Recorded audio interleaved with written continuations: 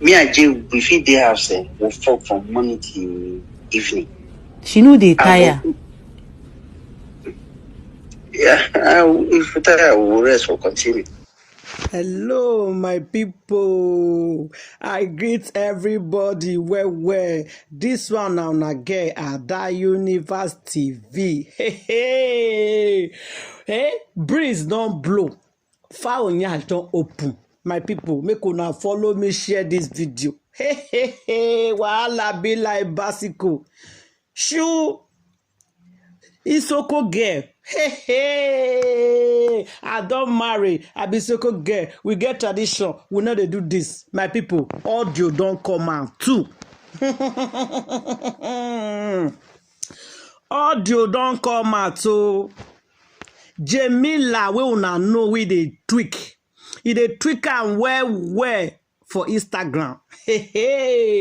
Wait till DK come out talk say e ex-boyfriend wey they call Prince Kpokpogiri. She come talk and say she see access video with Jamila. E see both of them wey they do kpekus and cassava. Say she watch the video with her eyes see am. Some people believe am, some people not believe am. Prince Kpokpogiri come and talk say na lie yo. He no follow Jane do that kind of thing. He first he say na lie yo. He never see Jay for so years ago. Now people can't release am. They can't release the video. We be say in where Jamila take come Kpokpogiri house. That one come pass. Later he can't apologize to his mama. He can't apologize to papa. He can't apologize to the family. He can't apologize to James husband. To Jay husband talk say me no vessel. If any all this matter rob them. Say he not get anything to do with Jamila. So Toto Dike can they lie now, so they can they claim that I said Toto Dike they lie, say nothing like that. Even they can't even serve and later, court later. Say Toto Dike must pay 500 million naira for assault, for sickness, for losing a 1 month pregnancy, for disgracing her, for abusing her. She can't name different thing, my people. Wahala be like Basiko. Jamila can't name different things. Say Toto Dike must pay him. He can't serve a letter for court. Say he go carry Toto Dike go court. They can't say him. He say what she not do. He say Toto Dike. He say king. Toto Dike they lie for her head. Say he not get anything to do with Prince Kpokpogiri. Prince Kpokpogiri because he come and say he not get anything to do with that. People, we don't forget the matter, Jamila. I wish you know. You for suffer, go sit down. You for not come out, come begin to reply Toto Dike. When she talk that matter, maybe we forget the matter now. Now you can't rise the matter up again. Even when people don't forget the matter small. Now you can't bring later, can't serve Toto Dike. Ha! This lover, I hate you. I hate this lover. Oh, where you for they bring all these things come out so they scatter everybody here for social media. This lover go shook this audio come out. He shook and now he put a bagay. My people, una hear am, una go soon hear the audio again. Where Prince Kpokpogiri they sing like bird. He dey sing the way him and Jamila they do the thing. He dey sweet am. Say the girl one scatter a head. Hey, my people, all of una see all the old baby go sleep with Prince Kpokpogiri. Now see go disgrace all of una come out. Una they take I see man fiam. But Jamila you be disgraced to married women. And you be disgraced to Isoko people because you call it now. You call Isoko people now. Name come out that they say una get tradition, una get this. Now you call Isoko. Nobody knows you come from Isoko. Now you talk and that they say you be Isoko woman, una get tradition. So then a tradition be this. Is that how you guys do it? Please, not spoil Delta State name at all. Because Delta State name not get anything to do with this one. Everybody get the way they behave. And not spoil marriage women name because you don't already spoil women with their husband house. You don't spoil their name. Because if you claim say you dey husband house and you can't go dey sleep with Prince Gbogbogbiri, shame on you. If that husband has not tired you for comot, go be single girl and nobody go hold you. That you can't dey fire Prince Gbogbogbiri, can't dey scatter Prince Gbogbogbiri head. You can't dey talk say you dey husband house. Anyway, Prince Gbogbogbiri talking for your audio say now you they marry the man, not be the man they marry you. So you true sleep with Prince Gbogbogbiri. Now you come out, they show your wedding ring for inside car. They shake your hand, they shake people say, now your wedding ring be this, oh, now your love be this, oh, now your blah, blah, blah be this, oh. So you do it. Oh my gosh, my people, breeze don't blow, fire nyash don't open. This matter, it pass me, oh.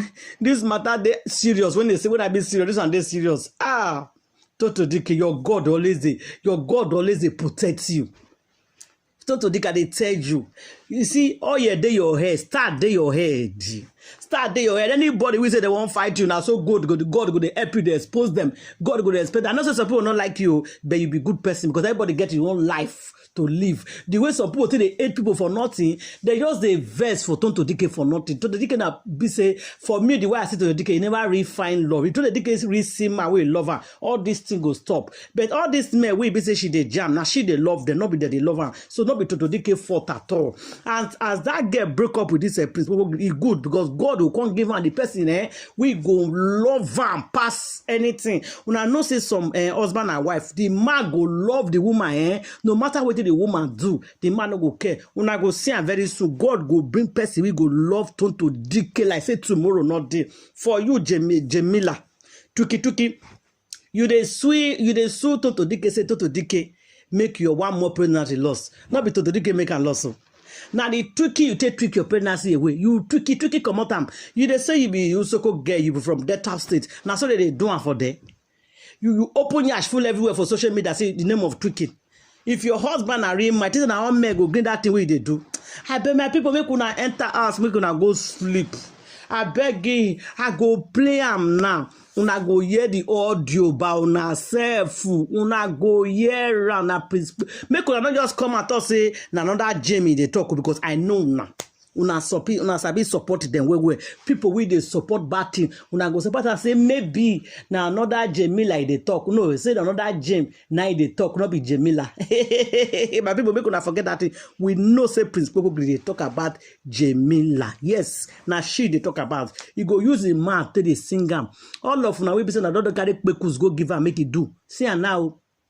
Now so Prince Gbogbogbiri go dey lick all of una nyash come out small. All the old women we don't sleep with, you go measure all of una around. So, but for the single ones when they sleep with, they acceptable little because now their body and their life. But those ones we be say they don't marry for instance. But Prince come now what for you? You not get fear of God at all. If na Jamila you to sleep with, we they confess with your mouth. It should be a shame of yourself. You young man, when you get a lot of single girls full ground, we go green for you. Why they follow married women they sleep? Because na cost on your own is a disgrace as well. Move forget Jamila because that one just useless. If na she they talk. What about you? We be man everywhere. Prince Gbogbogbiri. Now only you want to be the man we did for Nigeria. Prince Gbogbogbiri here, Prince Gbogbogbiri there, Prince Gbogbogbiri waiting. See your voice be this one again, no. You don't they talk the girl where you sleep with again. Now your voice be not say on that person's voice. Now your voice, now your audio, now still come out again. So, hey, my people, this one make me laugh. When I say, this boy don't they sing again. You don't they mention name. Immediately I hear this audio, I say, now Prince Gbogbogbiri voice be this again. Who again sleep with? I can't surprise if they call Jim. Hey! Nah. Where you know say Jim they husband ass. Fear of God not your cash you at all. Where you know say na for our country, where we come from Nigeria, say na abomination and cost to sleep with women, sleep with woman or women where they husband house. Say na cost, say not good. You can't still go ahead they sleep with that girl. They fear God. My people, I go live now for here. Anywhere I hear this back down, this lover they release them. Anywhere I see them when they release them, pam, I don't come carry them. I go rush and come out, come loud down for this platform. My people, I beg make una leave on a comment for the comment station. I could see you again for my next video, guys. Thank you and God bless. Bye, one love. Share this video, make it for go round.